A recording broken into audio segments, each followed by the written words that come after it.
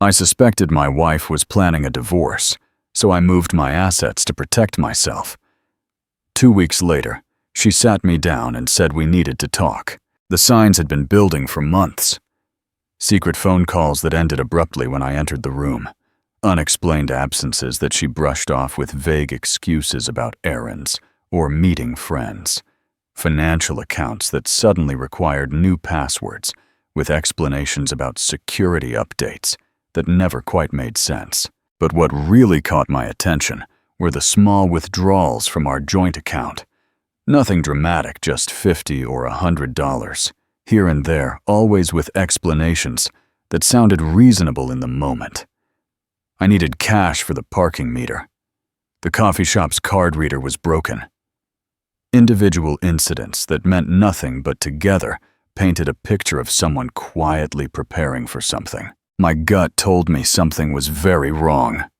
So I did what any rational person would do when they sense their financial security is about to be threatened.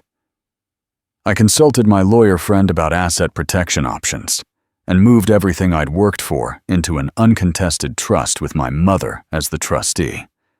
The paperwork was signed, notarized, and legally bulletproof. 2 weeks later, she asked for a divorce and immediately demanded to know where our assets had gone. Her shock wasn't about the end of our marriage. It was about the money she'd expected to walk away with.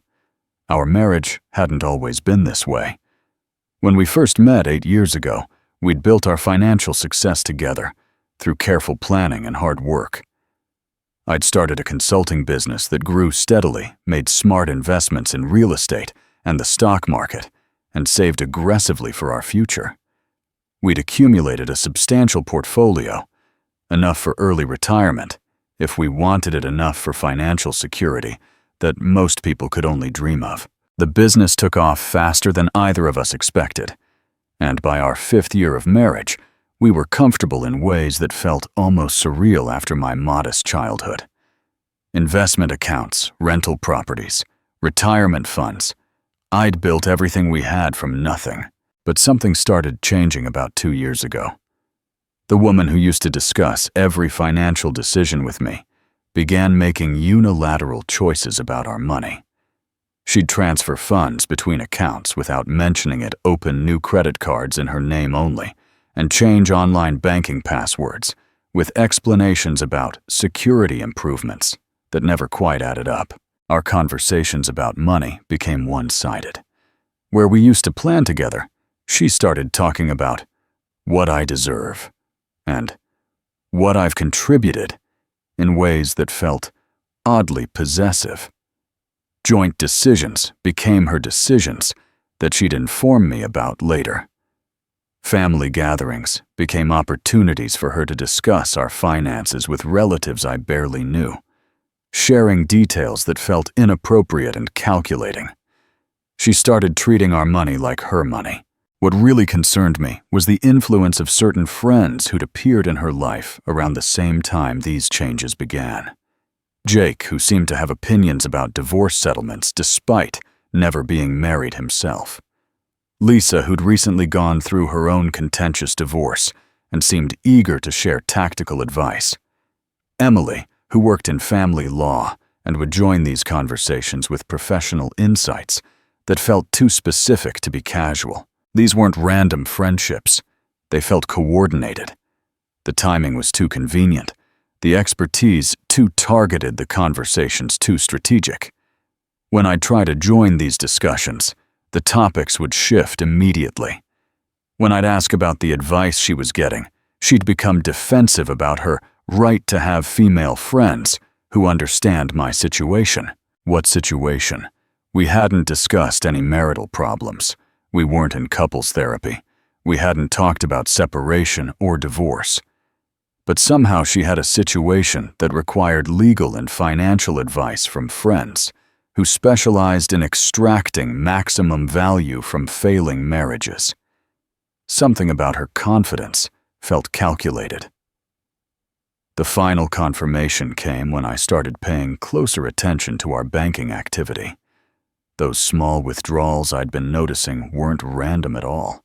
They followed a pattern.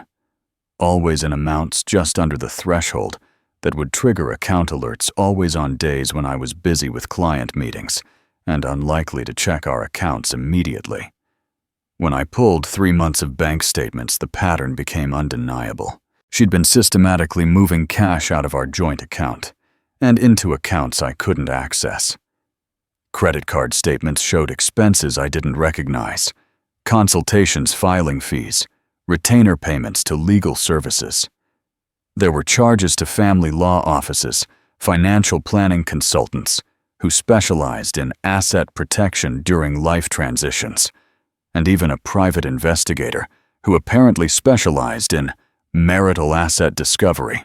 Most telling were the changes she'd made to our investment accounts. Beneficiary information had been updated, contact preferences altered, and access permissions modified. All without my knowledge, all during a 2-week period when I'd been traveling for work. She'd used my absence to position herself for maximum advantage in a divorce I didn't even know was coming. The bank statements showed she was planning something. That evening, I made a decision that would prove to be the most important financial move of my life. I called my lawyer friend Tom, explained what I'd discovered, and asked about legitimate asset protection strategies. His advice was simple and immediate. If you suspect what you're describing, you need to protect yourself legally and immediately.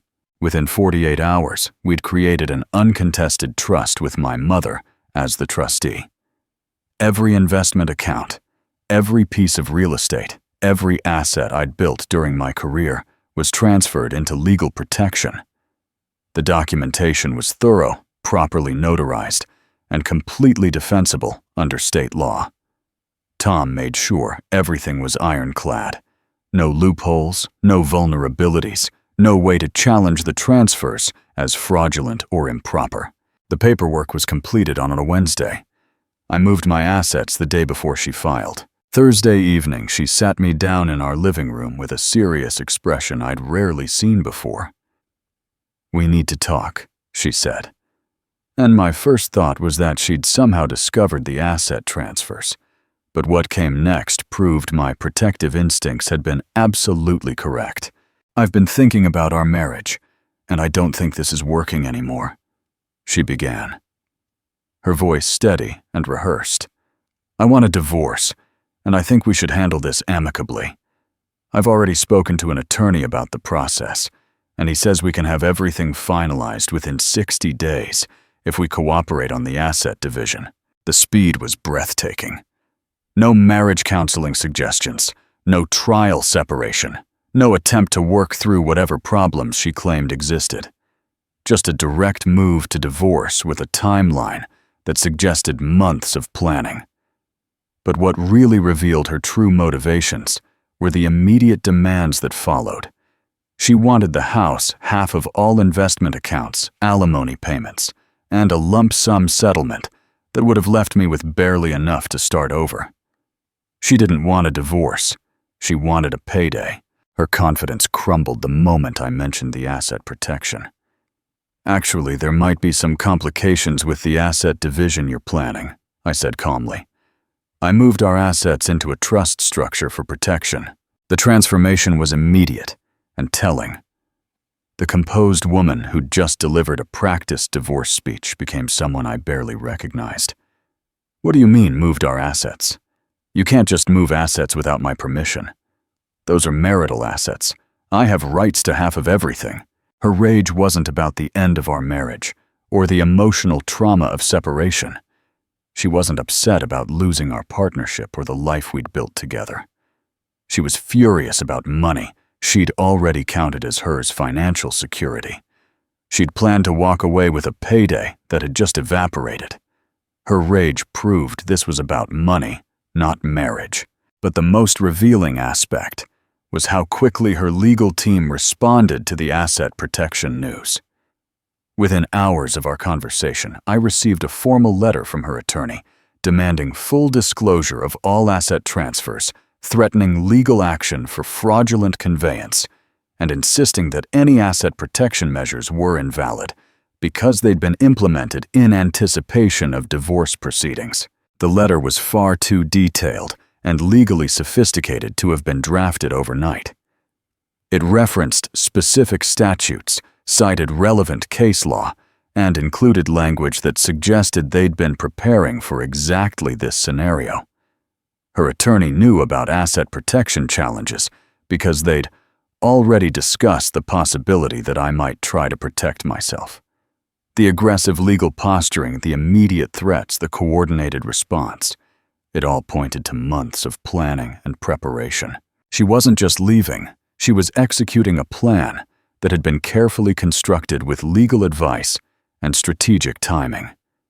The only variable they hadn't accounted for was that I'd figured out what was happening and protected myself first.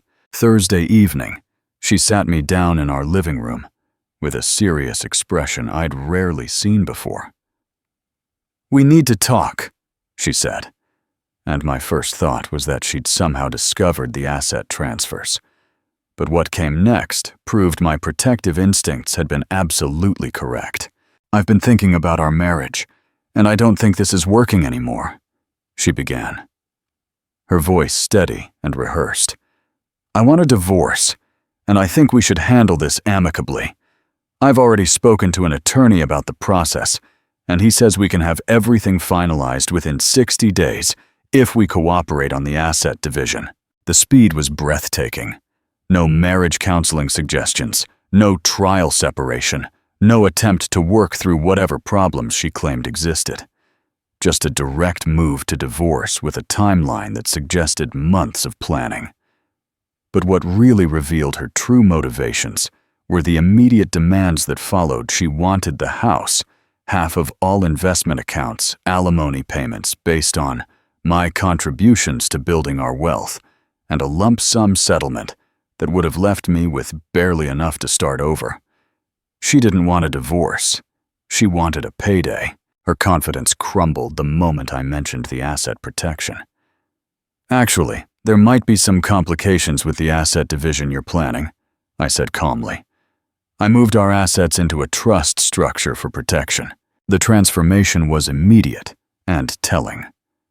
The composed woman who'd just delivered a practiced divorce speech became someone I barely recognized. "What do you mean, moved our assets? You can't just move assets without my permission. Those are marital assets. I have rights to half of everything. Where exactly did you move them?" "What trust? I want to see all the paperwork immediately." She demanded I produce the legal documents right then and there, insisting she had a right to review every transfer, every signature, every detail of the asset protection. When I refused, she threatened to get a court order forcing you to disclose everything. Her manipulation tactics shifted into overdrive, tears about "how could you betray me like this?" followed by accusations that I was stealing from our marriage, and finally threats about making this divorce as difficult as possible for you. Her rage proved this was about money, not marriage. But the most revealing aspect was how quickly her legal team responded and how sophisticated their strategy was. Within 6 hours of our conversation, I received a formal letter from her attorney, not just demanding asset disclosure, but outlining a comprehensive legal strategy to challenge every aspect of the protection I'd put in place. The letter threatened immediate court action for fraudulent conveyance, demanded complete financial records going back 5 years, and included specific language about piercing the veil of asset protection trusts. It cited exact statutes about marital property rights and referenced case precedents for overturning anticipatory asset transfers. Most telling, it included a timeline for legal motions that had clearly been prepared in advance. Emergency hearings, temporary restraining orders, forensic accounting demands. This wasn't a response drafted overnight. Her attorney had been preparing for asset protection challenges because they'd anticipated I might try to protect myself. The coordination was obvious, the legal strategy was pre-planned, and the aggressive escalation proved this entire divorce was a calculated business transaction. She wasn't just leaving, she was executing a plan. 2 days later, my friend Matt called with information that confirmed my worst suspicions. "I need to tell you something and you're probably not going to like it," he said.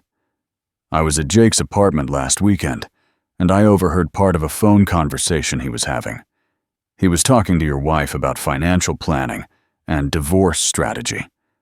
I heard him say something about maximizing the settlement and asset discovery timelines." Matt had been uncomfortable about what he'd witnessed, but he felt obligated to warn me. He'd heard Jake giving specific advice about filing timelines, attorney selection, and strategic considerations for getting the most out of the divorce.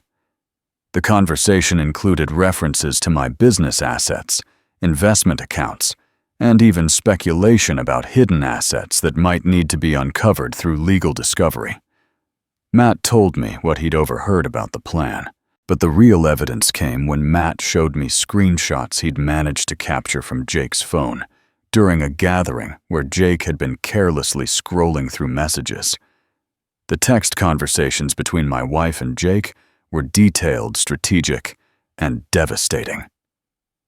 They'd been coordinating for months about the optimal timing for divorce, filing the best attorneys for aggressive asset recovery, and specific tactics for maximizing financial settlements. One message chain from 3 months earlier was particularly revealing. "He's been working late a lot. Perfect time to set things up.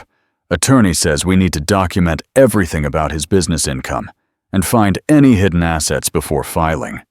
Jake thinks we should wait until after his big client contract closes, so the settlement calculation includes that income." Another exchange showed them planning the emotional manipulation strategy. "Play it like you're trying to save the marriage, but he's not cooperating. That way you look reasonable, and he looks like the problem. Attorney says judges respond well to that narrative." The texts showed exactly how they planned to take everything. Meanwhile, my wife's manipulation tactics escalated as her carefully planned strategy began unraveling. She alternated between tearful apologies and aggressive demands, victim narratives about how I'd betrayed her trust by protecting assets, and threats about making this divorce as expensive as possible if I didn't cooperate with her financial demands. She brought in her mother for reinforcement, claiming I was hiding money that rightfully belongs to both of us, and painting herself as the victim of my paranoid and controlling behavior. When emotional manipulation failed, she tried financial pressure, threatening to drain our joint accounts and run up credit card debt that we'd both be responsible for. She tried every manipulation tactic in the book. The timeline evidence was undeniable. Text messages showed planning beginning 6 months before the divorce announcement. Bank records revealed strategic financial positioning during that same period. Witness accounts confirmed coordination with multiple people who specialized in divorce tactics and financial manipulation. The pattern was clearly documented and legally significant. Every protective instinct I'd had was validated by hard evidence. This wasn't a marriage that had gradually deteriorated. It was a calculated financial scheme disguised as a relationship breakdown. The texts proved this was premeditated financial betrayal. The uncontested trust protected everything I'd worked for. The legal documentation was comprehensive, properly executed, and completely defensible. Tom had made sure every transfer was documented with notarized signatures, official state filings, and clear legal language that established the trust's legitimacy and my mother's role as the independent trustee.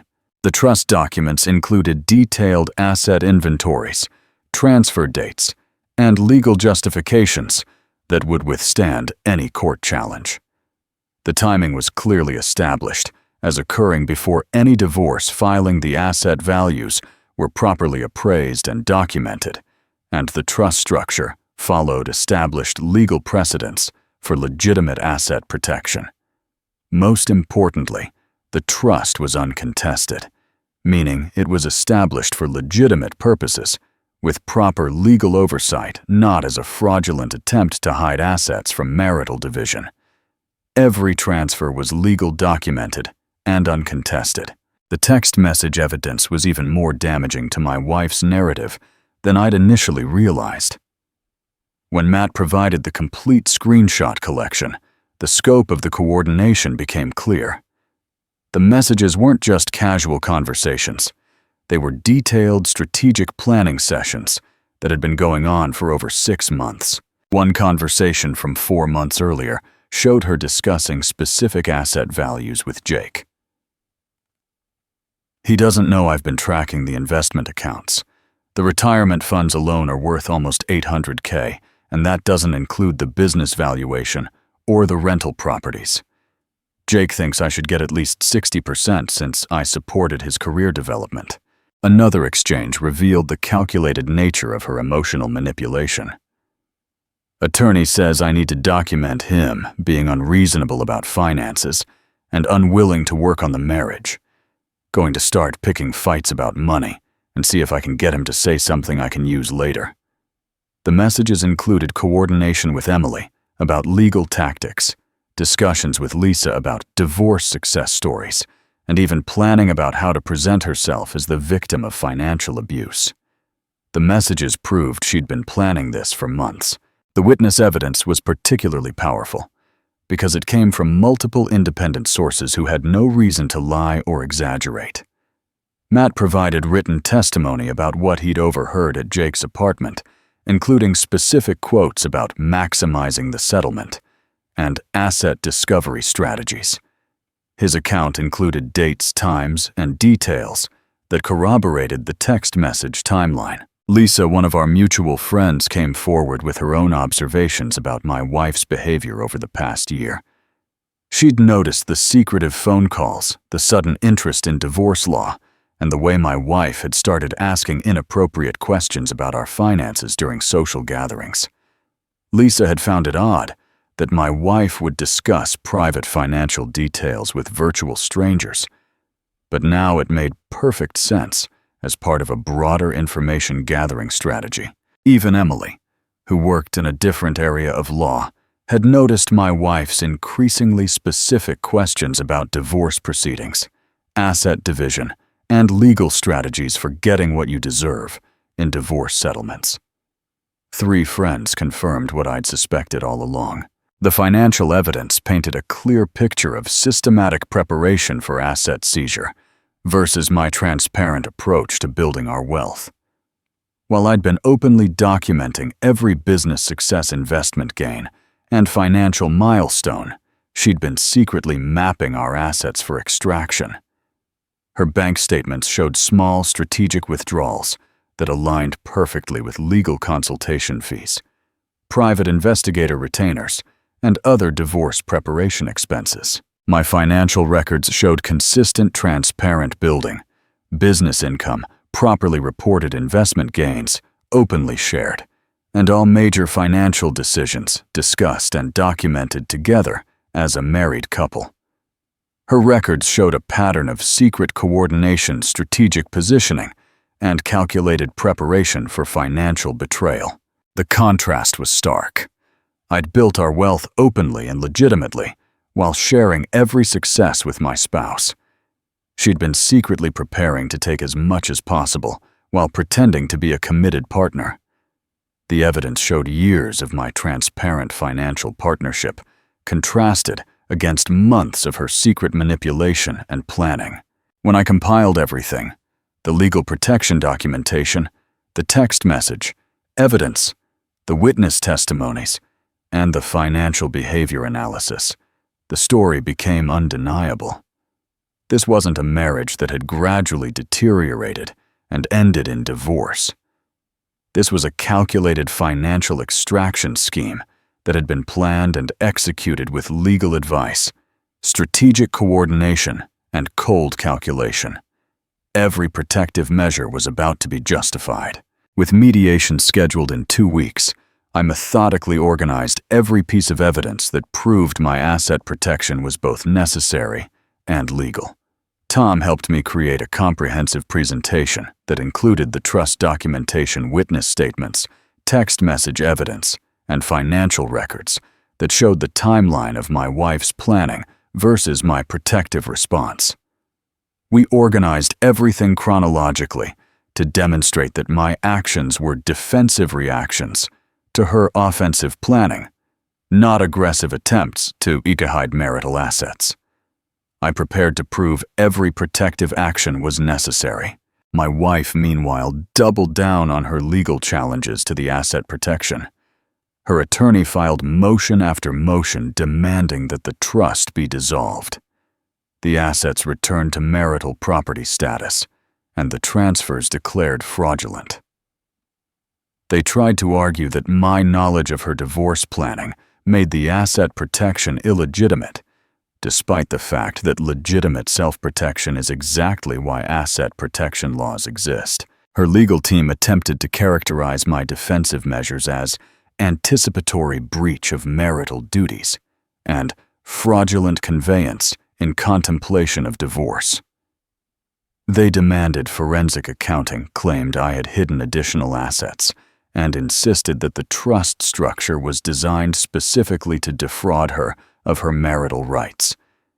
When those arguments failed to gain traction, they escalated to personal attacks, claiming I was financially abusive and had systematically isolated her from marital finances. She tried every angle to break the protection. Tom's expertise proved invaluable in countering these challenges. He helped me understand that the legal system recognizes the difference between legitimate asset protection and fraudulent conveyance. Since my trust was established before any divorce filing used proper legal procedures and served legitimate protective purposes, it was legally defensible. Tom organized our evidence to show the clear timeline. Her planning preceded my protection. Her coordination proved intent to manipulate the system, and my response was both reasonable and legal. We prepared a presentation that would systematically dismantle her victim narrative while establishing the factual timeline of events. The strategy was simple: let the evidence speak. Tom knew that mediation would require clear documented proof of our claims, and we had overwhelming evidence of her premeditated scheme. My lawyer friend knew exactly how to present the evidence. The most crucial element was demonstrating that her accusations of financial abuse and hidden assets were projection. She was accusing me of the exact behavior she'd been planning. The text messages showed her intent to get what she deserved, regardless of legal entitlement. The witness statements proved her coordination with people who specialized in extractive divorce tactics. The financial records showed her secret preparation while I maintained complete transparency. Tom emphasized that mediation would be won or lost on facts, not emotions, while she would likely try to manipulate the mediator with tears and victim narratives. We had documentary evidence that proved the truth.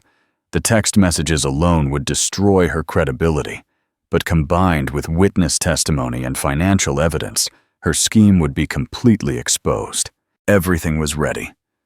The legal protection was solid, the evidence was overwhelming, and the truth was undeniable.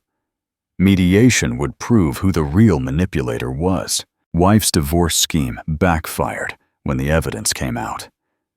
The mediation session began exactly as Tom had predicted, with my wife attempting to control the narrative through emotional manipulation. She arrived with red eyes and tissues, immediately launching into a tearful monologue about how betrayed she felt by my secret financial maneuvers, and how I had destroyed her trust by protecting assets without her knowledge. I dedicated 8 years of my life to supporting his career and building our life together, she told the mediator, dabbing her eyes dramatically. Now I discover he's been hiding our money and planning to leave me with nothing. I feel like I don't even know the person I married. Her performance was polished, practiced, and completely calculated. She tried to paint me as the villain, but Tom had prepared for exactly this approach. When the mediator asked for my response, I simply said, "I'd like to present some documentation that might provide additional context for these claims." The moment Tom opened the evidence folder, the entire dynamic of the room changed. The trust documents were presented first, every page properly notarized, every transfer legally documented, every procedure followed according to state law. The mediator reviewed the timeline carefully, noting that all transfers had occurred before any divorce filing and had been executed through legitimate legal channels with proper oversight.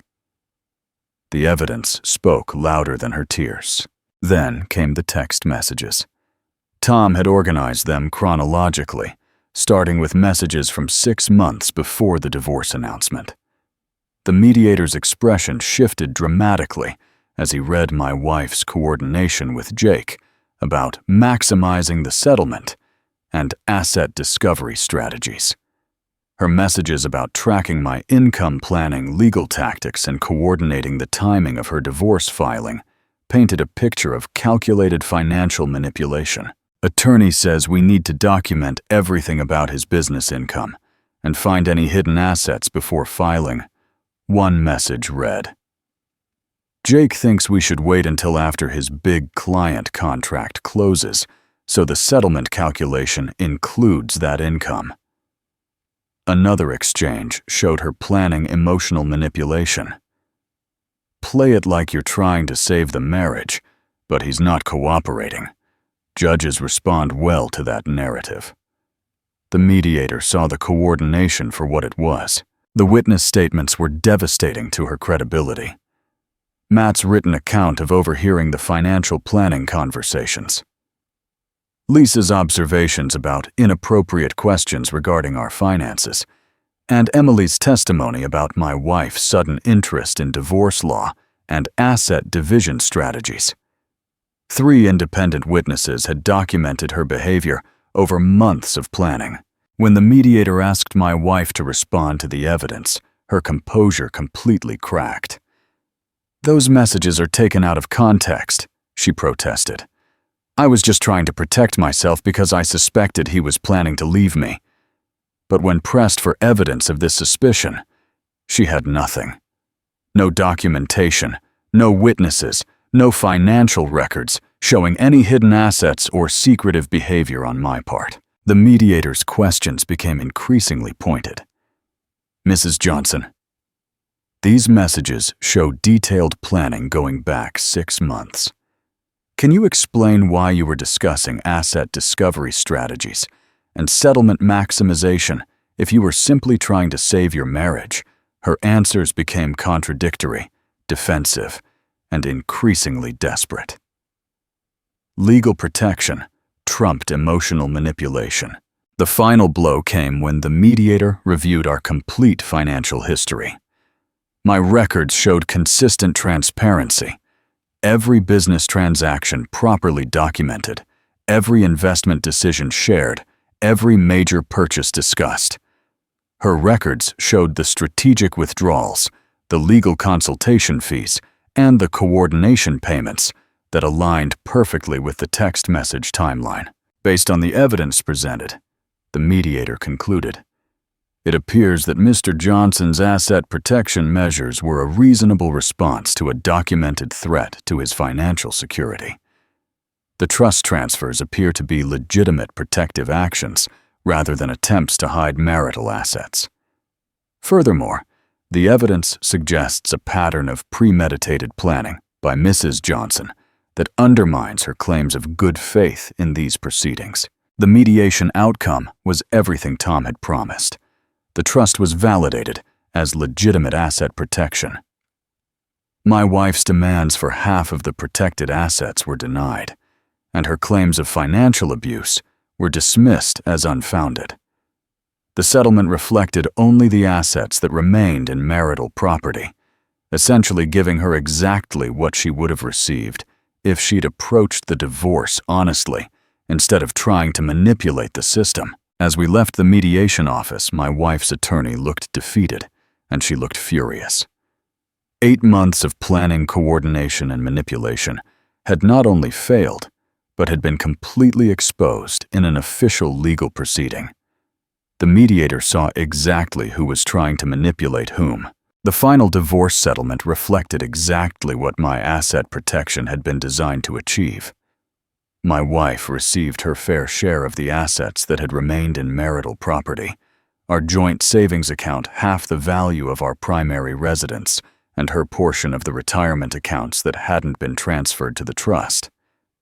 But the business assets, investment portfolios, and rental properties that I'd built through years of hard work remained protected exactly as intended. Her legal team's attempts to challenge the trust had failed completely. The mediation findings became part of the official court record, documenting not only the legitimacy of my asset protection, but also the evidence of her premeditated scheme. She got exactly what she deserved, nothing extra. The exposure was complete and public. The text messages, witness testimony, and financial evidence had created an official record of her manipulation that would follow her into any future legal proceedings. Friends, family members, and professional contacts who had witnessed the mediation outcome understood exactly what had happened. Her attempt to portray herself as the victim of financial abuse had backfired spectacularly when the evidence revealed her as the actual financial predator. Most importantly, her credibility was destroyed. Anyone who might have sympathized with her victim narrative had seen the documentation proving her calculated betrayal. The narrative she'd tried to create of a devoted wife betrayed by a secretive husband had been replaced by the truth, a calculated scheme to extract maximum financial value from a marriage she'd secretly planned to abandon. Everyone saw her true motivations clearly. As for me, the experience validated every instinct I'd had about protecting myself. The peace of mind that came from knowing my assets were secure allowed me to focus on building a new life without the constant stress of financial vulnerability. I'd learned to trust my intuition about people and situations, and I'd proven that strategic planning could defeat even the most calculated manipulation. I learned that protecting yourself isn't paranoia when the threat turns out to be real.